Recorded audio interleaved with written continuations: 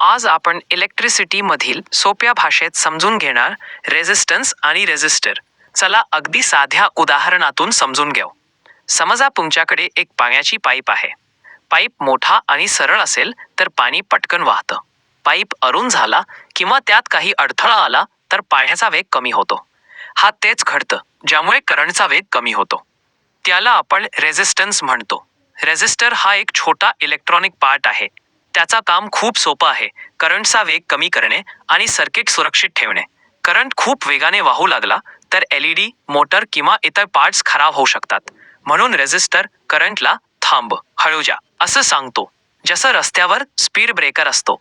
गाडी वेगाने येत असली तरी स्पीड ब्रेकर तिला थोडं हळू करतो जेणेकरून अपघात होऊ नये.